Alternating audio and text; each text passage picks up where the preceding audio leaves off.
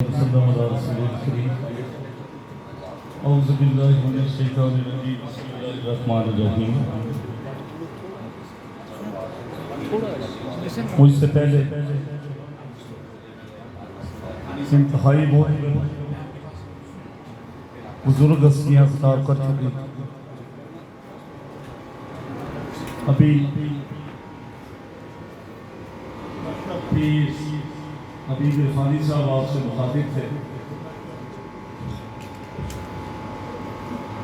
آج کل جو معاملات چل رہے ہیں، جس طرح اشارہ بھی کیا گیا اور بالکل واضح بات بھی کی گئی،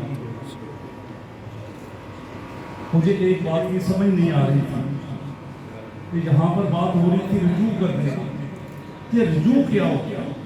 ان پڑھ آدمی، پڑھے لکھے لوگ بیٹھے ہیں، پروفیسر شبیر انجم صاحب بھی تشریف لا چکے ہیں، یقیناً میری خواہش ہوگی کہ وہ اس کا ترجمہ بتا دیں کہ یہ رجوع ہوتا کیا ہے۔ ایک بندہ بات کرنا ہی نہیں چاہتا، روزانہ جس بات کی وہ وضاحت کرتا ہے وہ پہلے سے بھی بدتر ہوتی ہے، اور ہم کہتے ہیں کہ نہیں رجوع کر دے، ضائع نہ ہو جائے۔ ضائع تو وہ پہلے دن ہی ہو گیا تھا۔ مجھے نہیں پتا، فتاویٰ ہر بندہ جاری کر رہا ہے اور اس کا حق بھی ہے کہ یہ فتاویٰ محبت کو سامنے رکھتے ہوئے اپنے اندر کی بات کرتا ہے، جو شخص بھی کرتا ہے۔ یہ رجوع جو ہے، مجھے صرف اس بات سے سمجھ نہیں آئی کہ رجوع ہوتا کیا۔ ہم پہلے سنتے تھے کہ رجوع کچھ اور ہوتا ہے، ابھی ڈاکٹر امجد چشتی صاحب اس طرف اشارہ کر رہے تھے، لیکن میں صرف یہ گزارش کرتا ہوں کہ وہ شخص اب کس جگہ کا رہ گیا، رجوع کر کے بھی کہاں جائے گا؟ کیا اس کے استاد اسے قبول کرے گا؟ کیا اس کا پیر خانہ اسے قبول کرے گا؟ تو پھر تو انہیں بھی رجوع کرنا پڑے گا۔ جو اسے قبول کرے گا وہ کہاں جائے گا؟ وہ بھی یہی بات سمجھتا رہے۔ سیدہ طیبہ طاہرہ، ہم فرض کے ساتھ سنت کا نام لیتے ہیں، نبی کی ہر ادا کا نام سنت ہے۔ اگر سرکار ان کے لیے کھڑے ہو جاتے تھے تو یہ بھی سنت ہے، اگر چادر بچھائی جائے تو یہ بھی سنت ہے۔ جس کے لیے چادر بچھائے، جس کے لیے نبی خود کھڑا ہو، یہ مجھے نہیں پتا، یہ علماء دین یہاں پر پڑے شیوخ الحدیث بیٹھے ہیں، اس پہ وضاحت تو وہی کر سکیں گے، لیکن کیا یہ سنت نہیں کہ ان کا نام آئے اور ہم کھڑے ہو جائیں؟ پتہ نہیں یہ کس معاملے میں ہم الجھ گئے۔ اس ملک میں ابھی جدھر اشارہ ہو رہا تھا کہ یہ ملک میں تباہی تو اس دن آ گئی جب ہم نے سیدہ کا نام لیا۔ ہمیں یہ سمجھ نہیں آئی کہ اتنے سالوں سے کسی کو یہ جرأت نہیں، اب ان کے پیچھے کون ہے؟ یہ اسی کو ڈھونڈنا ہے۔ آپ کو بھی پتہ چل جائے گا، ہمیں بھی کچھ پتہ ہوگا، کچھ پتہ چل جائے گا۔ وہ جو کل تک صرف یہ منتیں کر کے کہ مجھے کسی اجلاس میں تو بلا لیا جائے، میں نقابت کروں گا، آج وہ بھی صدیق اکبر کی شان میں بکواس کر رہا ہے۔ اس طرح بھونکتا ہے تو کتا بھی نہیں بھونکتا۔ کم از کم کوئی بات تو بندہ سوچ لے، تو اپنے باپ کے نام پہ تو بات کرتا ہے، تو جس وقت تجھے سیدنا صدیق اکبر کا نام آئے تو تو کون ہوتا ہے؟ کہاں کا مفتی ہے؟ پروفیسر شبیر انجم صاحب بتائیں گے کہ یہ اس وقت کی بات ہے جب یہ کہتا تھا میں نقیب اہل بیت۔ بیچارہ یہ دربپورے والے پل کے نیچے گر گیا، 6 گھنٹے کسی نے اٹھایا ہی نہیں۔ اگر تجھے کم از کم کوئی نہ اٹھاتا۔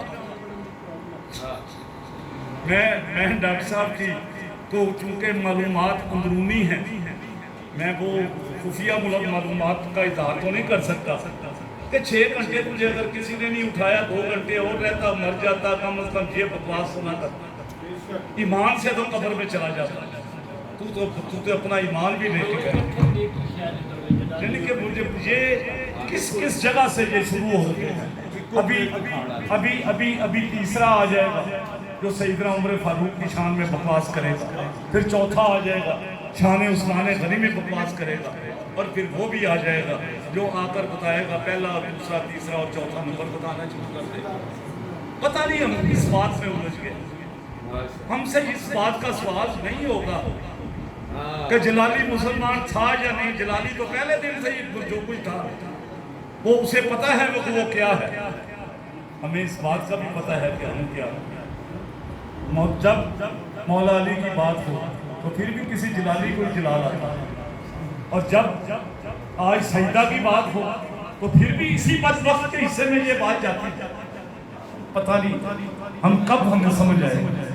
میں تو خراج تحسین پیش کرتا ہوں اپنے برادر مفتی سید عاشق حسین صاحب کو کہ کم از کم انہوں نے آج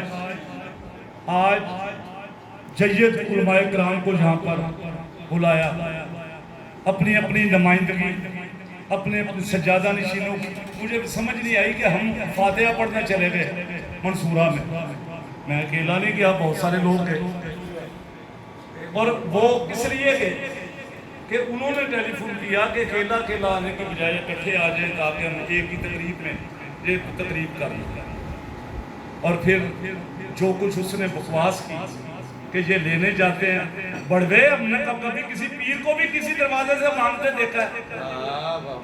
میں یہ تو نہیں کہوں گا کہ تم کیسے مانگتے ہو اور تمہارے پاس کون سا خرچہ آیا ہوگا۔ مجھے یہ بھی پتہ ہے کہ کل ہماری تصویریں بھی نشر ہوگی اسی کے، وہ جو اس نے اپنے ساتھ رکھے ہوئے جو جس وقت ایک بڑا کتا بھونکتا ہے وہ چھوٹے اس کا ساتھ دیتے ہیں، تو اس نے رکھے ہوئے ہیں اس لیے کہ جو آج آپ کی تمام تقریروں کے جواب تیار کر رہے ہیں، اور وہ جو کچھ بکواس کریں گے کیا فرق پڑتا ہے؟ کتوں پہ بھونکنے سے کیا ہوتا ہے؟ کتے تو شروع سے بھونکتے آئے، کیا یہ لوگ نبی پاک صلی اللہ علیہ وسلم کے زمانے میں موجود نہیں تھے؟ کیا یہ بعد میں اصحاب کبار کے زمانے میں موجود نہیں تھے؟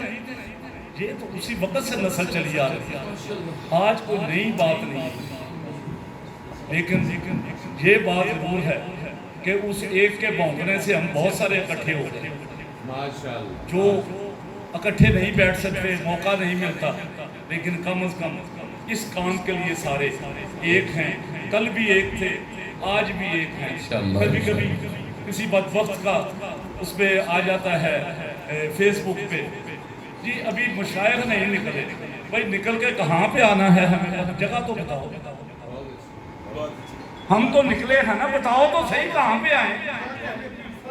ہم جو اپنا کام کر رہے ہیں ہمیں بخوبی پتہ ہے، ہمیں ہمارے والدین نے جو تربیت دی ہے ہم اسی کے مطابق چل رہے ہیں، ہمارے مسلک وہی ہے جو ہمارے بڑوں کا تھا۔ آج تم ہمیں کیا بتانے آئے اور کیا پڑھانے آئے؟